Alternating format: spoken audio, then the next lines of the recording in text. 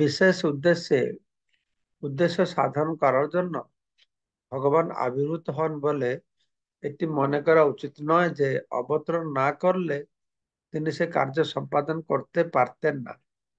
তার ইচ্ছা শক্তির প্রভাবে তিনি যে কোনো কার্য সম্পাদন করতে পারেন। তার অহেতুকী কৃপার প্রভাবে তাকে ভক্তদের উপর নির্ভরশীল বলে মনে হয়।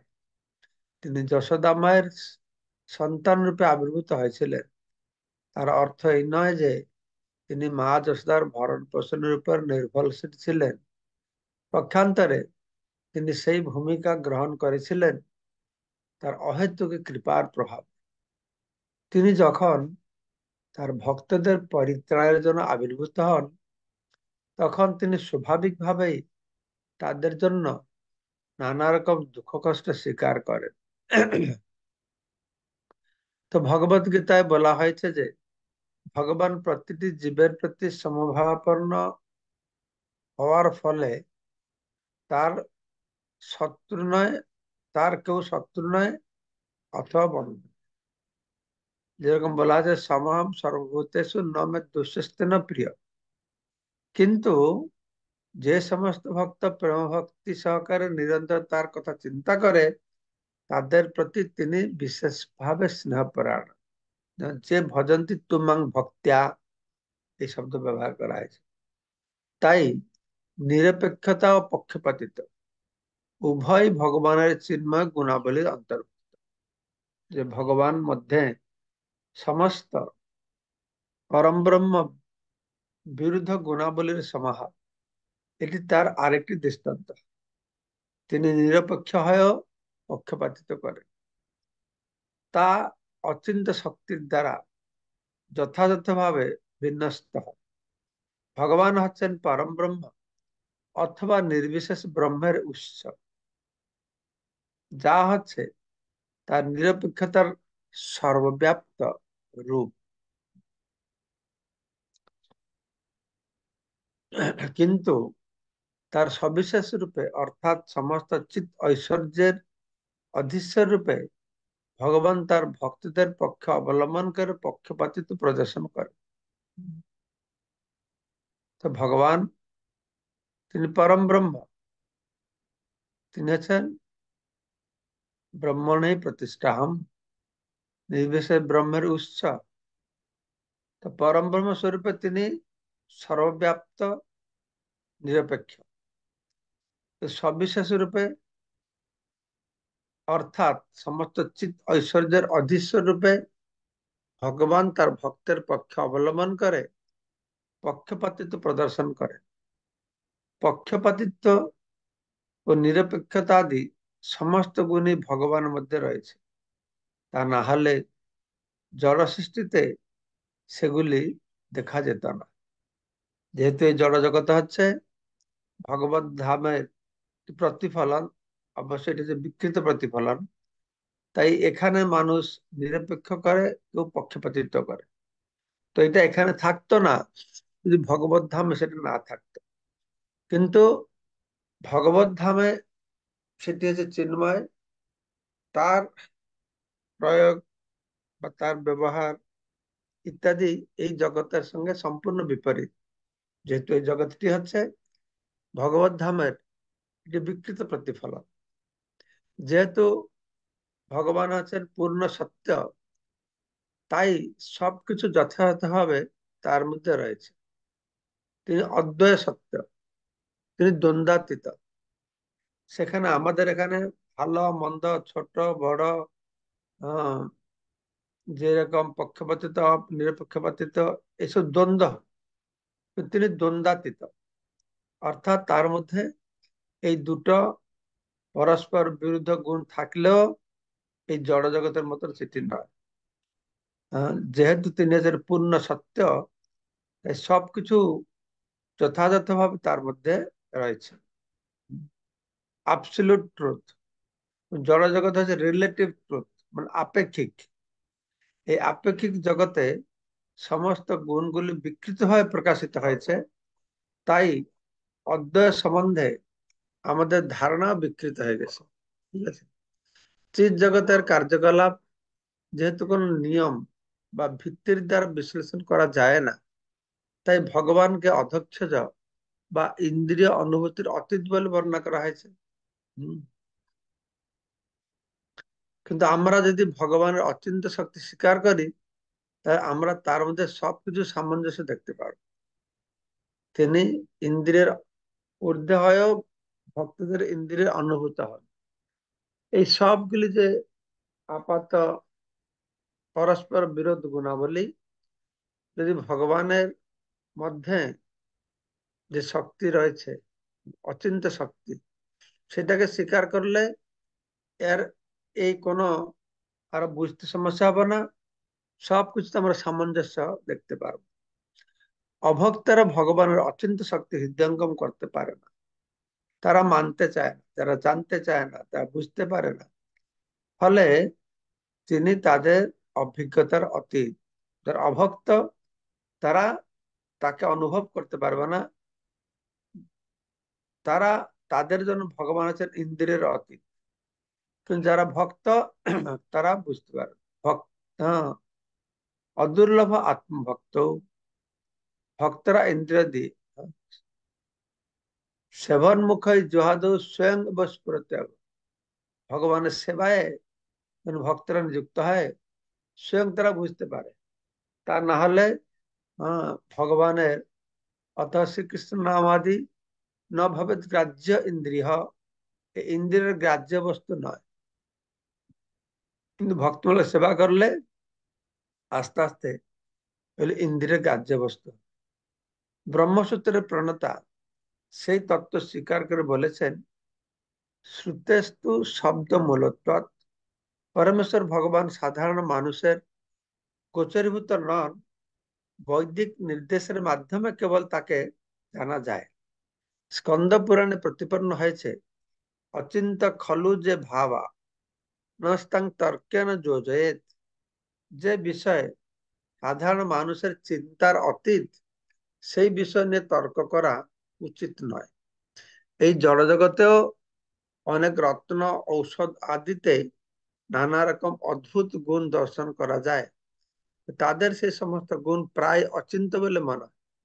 সুতরাং আমরা যদি পরমেশ্বর ভগবানের অচিন্ত শক্তিকে স্বীকার না করি, তাহলে আমরা তার পরমেশ্বরত্ব হৃদয়ঙ্গম করতে পারবো না। এই অচিন্ত শক্তির প্রভাবে ভগবানের মাহাত্মা দুর্বোধ্য।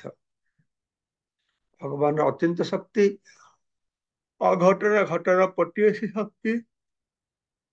আর ভগবান আছেন মুজ্জন্তি যত সুরহে পরম ব্রহ্মার এই যে গুণ স্বরূপ লক্ষণ, এই সব কিছু হ্যাঁ, ভগবানের মাহাত্ম্যকে দুর্বোধ্য করে, তাকে বোঝা যায় না, জানা যায় না। অজ্ঞানতা বাকচাতুর্য মানব সমাজে অত্যন্ত সুলভ। বাকচাতুরি করা, কথা বলা, আর অজ্ঞানতা তো রয়েছে, জড়জগতের স্বরূপে তো অজ্ঞান। এটার মধ্যে সারা জগৎ ভরপুর রয়েছে। তো কিন্তু পরমেশ্বর ভগবানের অচিন্ত শক্তি এই দুই সুলভ বস্তুর দ্বারা হৃদয়ঙ্গম করা যাবে না, তর্কের দ্বারা। তর্কে অপ্রতিষ্ঠা শ্রুতি বিভিন্ন নাসাব ঋষির মতর্ণ ভিন্ন, ধর্ম সতত্ব নিহিত গুহায় মহাজন যেন অদৃশ্য পন্থা। আমরা যদি অজ্ঞানতা ও বাক চতুর্য স্বীকার করে নেই, তাহলে আমরা ভগবানের ষড়ৈশ্বর্যপূর্ণতার মহিমা উপলব্ধি করতে পারবো না, করেনি। যেমন ভগবানের একটি ঐশ্বর্য হচ্ছে পূর্ণ জ্ঞান, তাই তার অজ্ঞানতা কিভাবে সম্ভব? বৈদিক শাস্ত্র নির্দেশ ও যুক্তির মাধ্যমে জানা যায় যে ভগবান সমস্ত সৃষ্টির পালন কর্তা। আবার সেই সঙ্গে তিনি সমগ্র সৃষ্টি সম্পর্কে সম্পূর্ণ উদাসীন, সবাইকে পালন করছেন, তিনি সবকিছু করছেন, আর সব থেকে নির্লিপ্ত রয়েছে। এই গুণ দুটি বিরুদ্ধে নয়, কেননা তা অচিন্ত শক্তির প্রভাবে সম্ভব হয়। অচিন্ত শক্তি মানে যেটা চিন্তা করতে পারি না, যেটা আমাদের বুদ্ধির বাহিরে, জ্ঞানের বাহিরে, কিন্তু ভগবান ক্ষেত্রে এটি সম্ভব। যে মানুষ সবসময় সর্পের চিন্তায় মগ্ন, তার রজ্জুতে সর্পভ্রম হয়। তেমনি যে মানুষ জড় গুণের দ্বারা বিভ্রান্ত,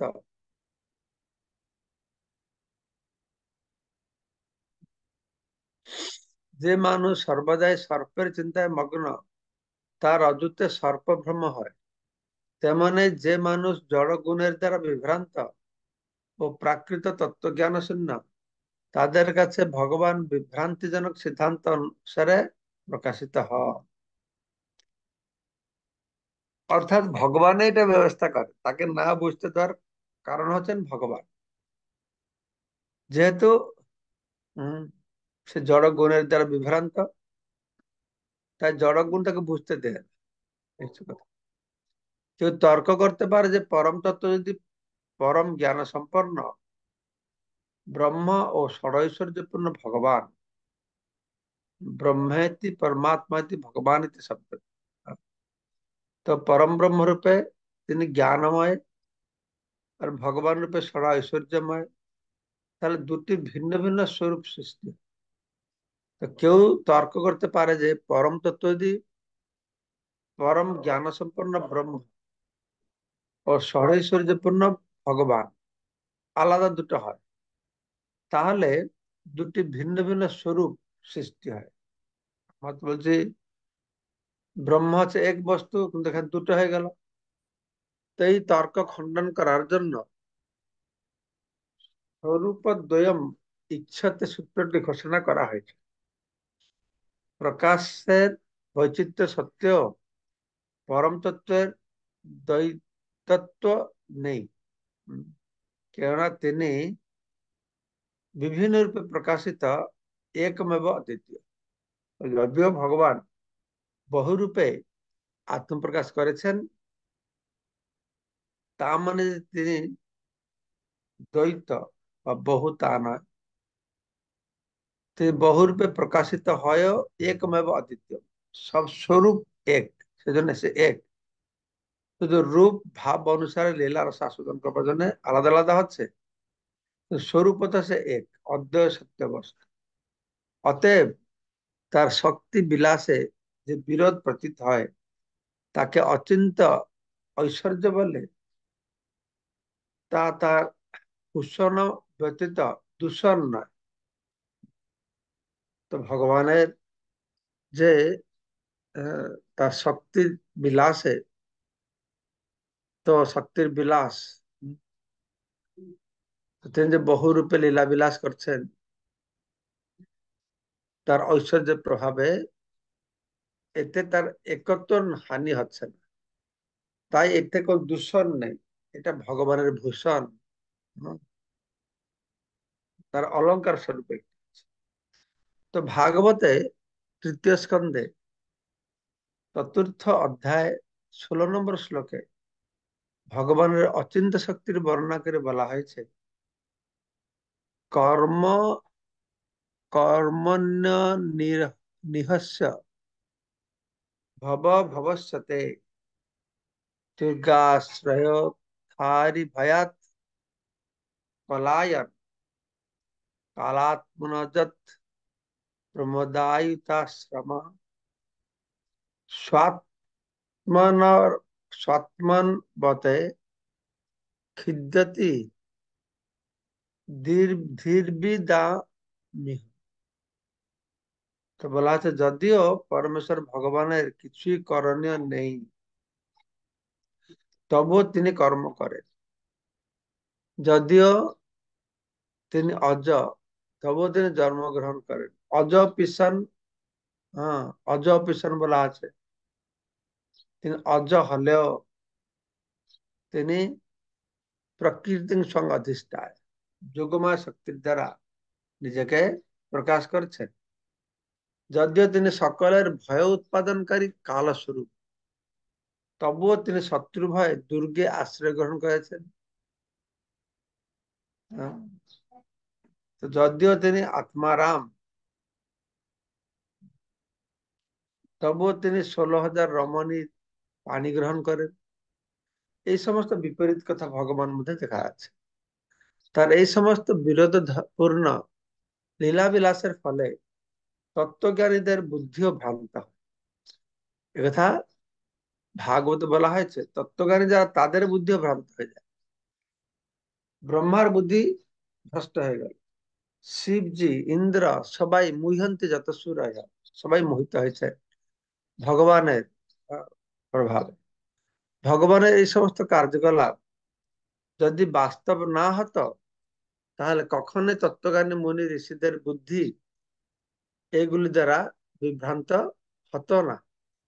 তাই এই মানে এটা যেটা অলিক হতো, তাহলে তারা বিভ্রান্ত হবে কেন? এটা সত্য। মা যশোদা অঙ্গিনায় ভগবান কৃষ্ণ যে ক্রন্দন করছেন মার হাতে লাঠি দেখে শাস্তি পাবে, এটা অলিক, এটা নাটক নয়, এটা সত্য। তার হৃদয়ের ভাব ভগবান ভক্তের কাছে প্রকাশ করছেন। তাই এই সমস্ত কার্যকলাপকে কখনো কল্পনা বলে মনে করা উচিত নয়।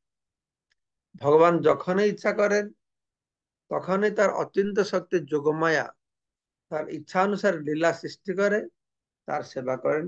তাকে লীলা শক্তি বলা হচ্ছে। ঠিক আছে। পঞ্চরাত্র শাস্ত্র হচ্ছে সমস্ত আচার্যদের দ্বারা স্বীকৃত বৈদিক শাস্ত্রগ্রন্থ। পঞ্চরাত্র শ্রুতি স্মৃতি পুরাণাদি পঞ্চরাত্রিং বিধি, এটা হচ্ছে আচার্যদের স্বীকৃত বৈদিক শাস্ত্রগ্রন্থ। এই সমস্ত শাস্ত্রগুলি রজ তম গুণজাত নয়। তত্ত্বজ্ঞানী পণ্ডিত ও ব্রাহ্মণেরা তাই সেই গ্রন্থগুলিকে শাশ্বত সংহিতা বলে বর্ণনা করেছে। এই সমস্ত শাস্ত্রের আদি বক্তা হচ্ছেন পরম পুরুষ ভগবান নারায়ণ। তো ধর্ম সম্পর্কে, শাস্ত্র সম্পর্কে যা বলা হয়েছে, ভগবান বলেছেন ধর্মস্তু সাক্ষাৎ ভগবত প্রণীতং, সেই কথা মহাভারতের শান্তি পর্বে একটি অংশ মুখ্য ধর্মে বিশেষভাবে বর্ণিত হয়েছে। বদ্ধ জীবের চারটি ত্রুটি থেকে মুক্ত নারদ ও বাসুদেবের মতো মুক্ত পুরুষেরা এই ধরনের শাস্ত্রের প্রচারক। বদ্ধজীবী শাস্ত্রের প্রচার করেন না, প্রণয়ন করেন। ভগবান হচ্ছেন ধর্মের প্রণেতা। আর যারা ভগবানের শুদ্ধ ভক্ত, মুক্ত পুরুষ, তারা মুক্ত পুরুষ, যেরকম নারদ মুনি, ব্যাসদেব, তারা হচ্ছে এই চারটে ত্রুটি থেকে মুক্ত। তারা এই শাস্ত্র ধর্মকে প্রচার করে। সে নারদ মুনি হচ্ছেন পঞ্চরাত্র শাস্ত্রের আদি বক্তা। শ্রীমদ ভাগবত একটি শাশ্বত সংহিতা। শ্রী চৈতন্য বলেছেন শ্রীমদ ভাগবতম অমলম পুরাণম, পুরাণম অমলম। শ্রীমদ ভাগবত হচ্ছে সম্পূর্ণরূপে নিষ্কলুষ পুরাণ। যে সমস্ত বিদ্বেষ পরায়ণ ভাষ্যকার ও পণ্ডিত পঞ্চরাত্র শাস্ত্রের নির্দেশের কদর্থ করে, তারা সবচাইতে ঘৃণ্য। আধুনিক যুগে যে সমস্ত বিদ্বেষ পরায়ণ তথাকথিত পণ্ডিতেরা ভগবত গীতার বক্তা শ্রীকৃষ্ণের কোন অস্তিত্ব ছিল না বলে প্রমাণ করার চেষ্টায় ভগবত গীতার কদর্থ ব্যাখ্যা করছেন, তাদের নিন্দা করা হয়। তো অনেক লোক এরকম বলছে যে গীতা কৃষ্ণ বলেননি, কে বলছে শিব বলেছে, কে বলছে এ বলেছে, কে বলছে সে বলছে, কে বলছে এটা কৃষ্ণ বলে না পরমাত্মা বলেছে, কৃষ্ণের মধ্যে পরমাত্মা বলছে। এরকম বিভিন্ন প্রকার কুব্যাখ্যা দিয়ে ভগবত গীতাকে কদর্থ করে তারা তুলে ধরছে। তো এখানে মায়াবাদীরা যে কিভাবে পাঞ্চরাত্রিক বিধির কদর্থ করেছেন, সেটা তিনি আসলে প্রভুপাদ পয়েন্ট বাই পয়েন্ট তিনি বলবেন। আগামী কালকে আমরা শ্রবণ করব যে কিভাবে শঙ্করাচার্য উম, এই সমস্ত পঞ্চরাত্রাদি শাস্ত্রকে তিনি কদর্থ করেছেন। জয় শ্রী প্রভুপাদ কি জয়।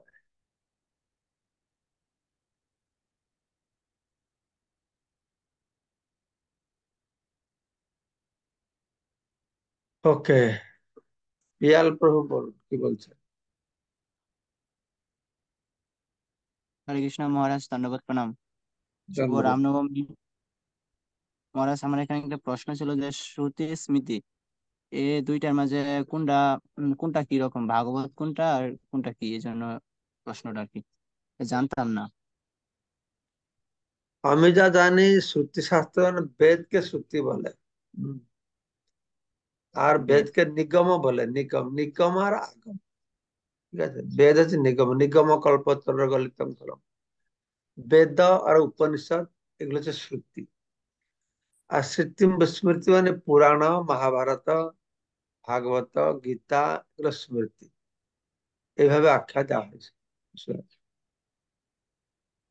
হ্যাঁ, বুঝতে পারছি।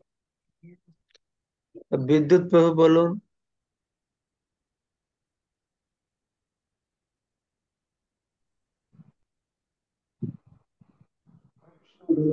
মহারাজ আপনার শ্রীচরণে।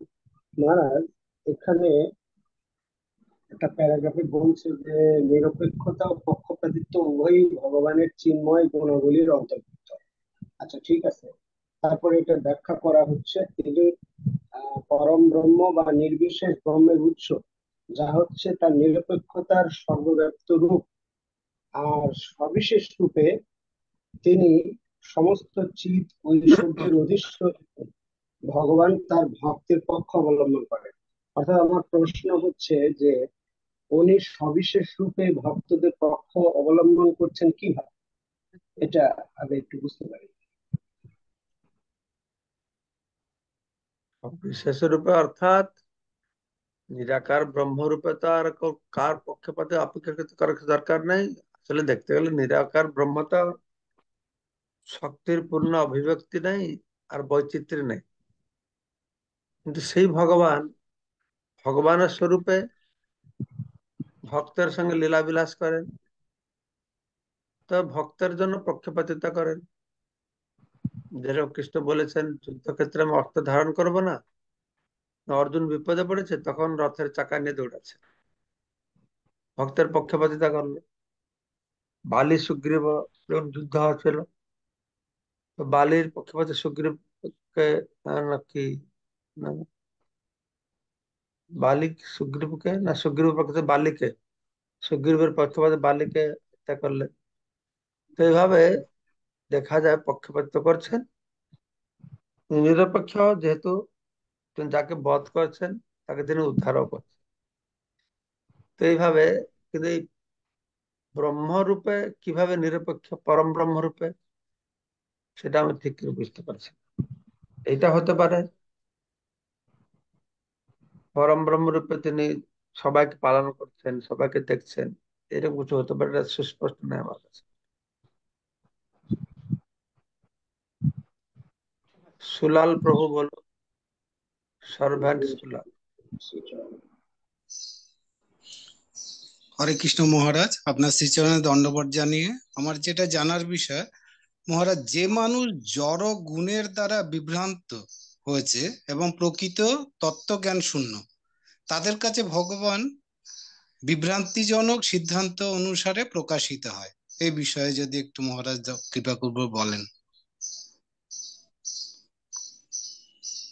তো আমি শুনেছি হিজলে ভানু মহারাজ বলেন যে শাস্ত্র মানুষকে বিভ্রান্ত করে। অর্থাৎ যারা ভগবানের আনুগত্য রয়েছে, তারা শাস্ত্রের দ্বারা ঠিক পরিচালিত হবে। সাধুগুরু বৈষ্ণব ভগবানের আনুগত্য না থাকলে সে শাস্ত্র যুক্তি দেখিয়ে তার অপকর্ম করবে। আর সেটা আমাদের জগতে দেখা যাচ্ছে। ভগবানের দোহাই দিয়ে, শাস্ত্রের দোহাই দিয়ে, সে একই শাস্ত্র, সেই ভগবত গীতা দিয়ে মানুষ ভগবানকেই নিপাত করে দিয়েছে।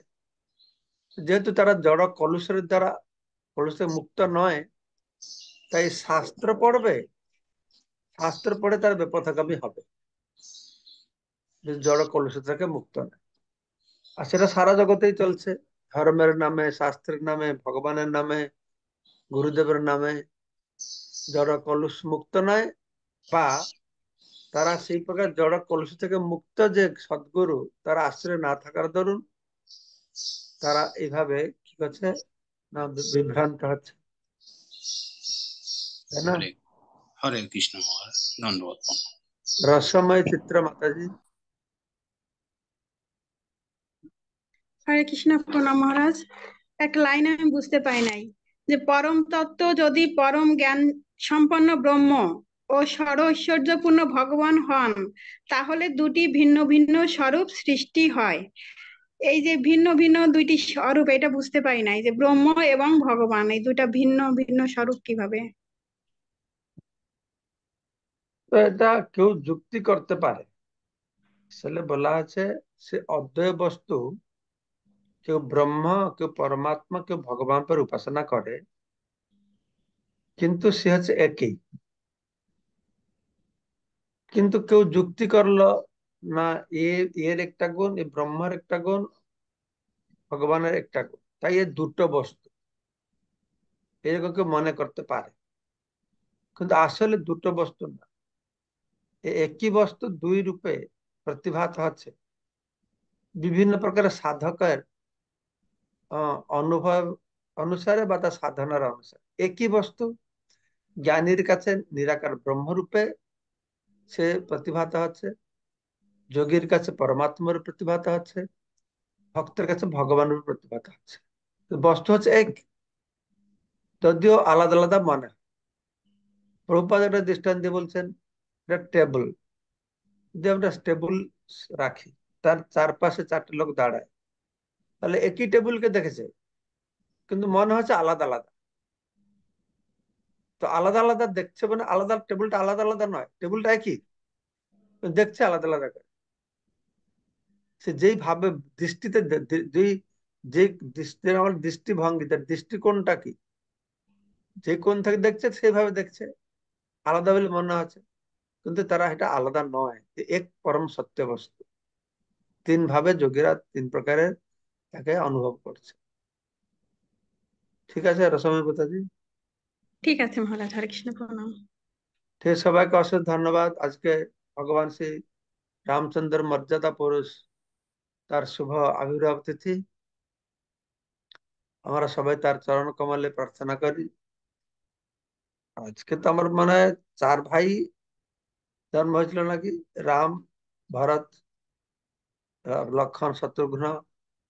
যজ্ঞ কুণ্ড থেকে আহ তারা সেই প্রাপ্ত হয়েছিল, প্রসাদ প্রাপ্ত হয়েছিল, তাকে গ্রহণ করে দশরথের তিনজন পত্নী কৌশল্যা, কৈকেয়ী, সুমিত্রা, ভগবান চার স্বরূপে তারা প্রকট রয়েছেন আজকের এই শুভ তিথিতে।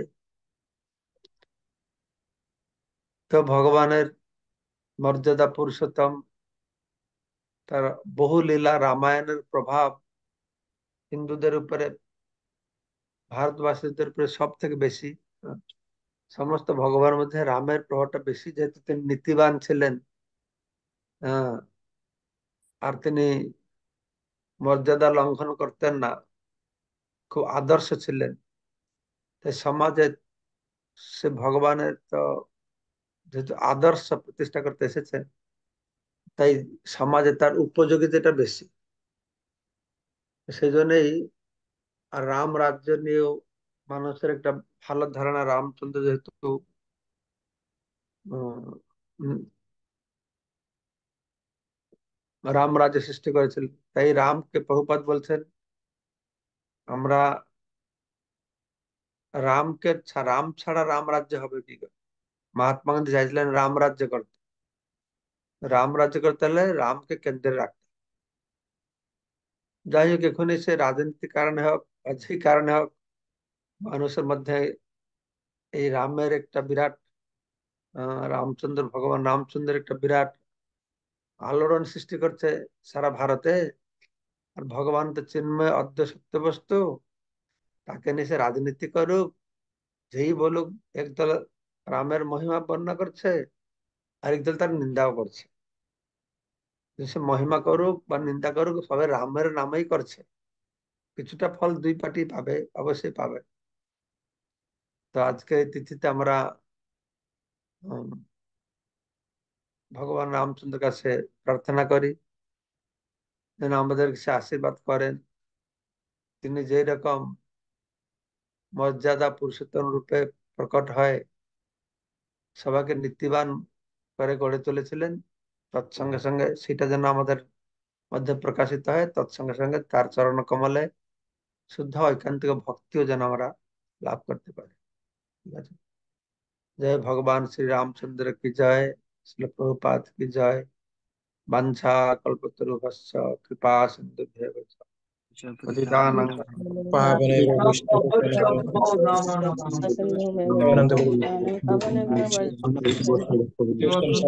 महाराज की जय। संवेद गुरु भक्त की जय। चैतन्य चैतन्य गौर प्रेम प्रभु देवी हरे कृष्ण।